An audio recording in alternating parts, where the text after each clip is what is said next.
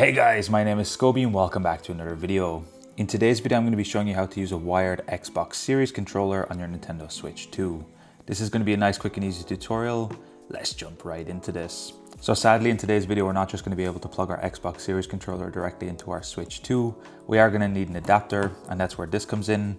This is the Mayflash Magic NS USB. This costs around €20, and I will be leaving a link to the description. You can find it on Amazon using my affiliate links down below.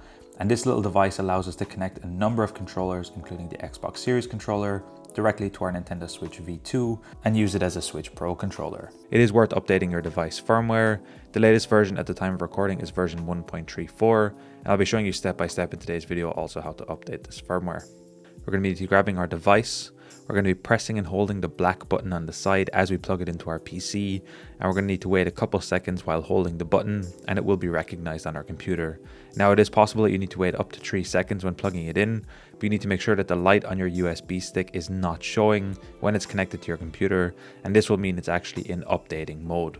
From this point, we're going to be coming to this website. As always, I'll leave links in the description down below, and this is for the Mayflash website. Once we're here, we're going to be clicking on product. We're going to be clicking on firmware for Windows, and then we're going to be looking for the Magic NS right here. You'll need to select whatever version of the USB stick you have. I'm currently using the first version, but they should all work pretty much the same. It is also possible to download the firmware for macOS. If you are using macOS, feel free to use that. Once we're on the firmware page, we're going to be downloading the latest package installer, which is version 1.34. At the time of recording, that is the most up-to-date version. Once we're on this page, we're simply going to be clicking the download button right here, and this will download an exe file that we will be opening in a couple of seconds.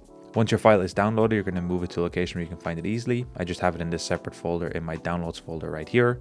Now, when trying to run this application, you may get this not safe pop-up on Windows. This is normal. We can simply click run anyway to launch the application. Once the application opens up, you will see this Mayflash update tool. We will see the current version that our device is on, and we will see the update version. We're simply going to be clicking the update button, and then we're going to be updating our USB device. This will take a couple of seconds, but it should happen quite quickly. Once the update is done, we can simply close this application down. We can then plug our USB stick out, and we can bring it back over to our Nintendo Switch. Now, this adapter will work directly in our Switch using an OTG cable, or you can use it in the dock. For today's video, I'm going to be using an OTG cable, which is just a USB-C to a USB adapter. This is optional if you want to plug it directly into the dock. Otherwise, everything is exactly the same in this video. What we're going to be doing is plugging this in. If you're using an OTG cable, you're going to be plugging it into your Switch or directly into your dock, and then your device will power on. For this video with an Xbox controller, we're going to be looking for the red flashing light. If you're on a different color, you need to press and hold this black button on the side of our adapter for 2 seconds, and then it will change color. We will need to cycle through all the available colors until we get to the red one, so this can take a couple seconds. Now, once it's flashing red, we're going to be grabbing our Xbox controller. Now, with this adapter and with an Xbox controller, it's only possible to play wired. So here we're additionally going to be needing a USB Type-C cable. Now, with this, you need to make sure that it is a data transfer cable and not just a power transfer cable. If you're having issues where it's not connecting, please try another adapter or cable first. So what you need to do is grab your USB cable, plug it into our Xbox controller. We're then going to be plugging the other end of this into our adapter. And our controller is going to start vibrating right away. We will then see a solid white light on our controller, and just like that, it will actually automatically connect. So from this point, as soon as I press any button on my controller, we can see that my screen here now shows a controller icon.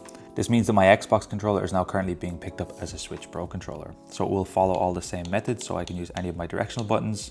I can go over to Mario Kart World here and launch it. And we do need to keep in mind that it will actually copy the Nintendo version of A and B.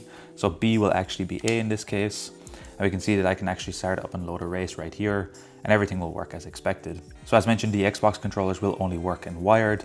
However, it will work exactly like you would expect, and the vibration and everything else works really, really smooth.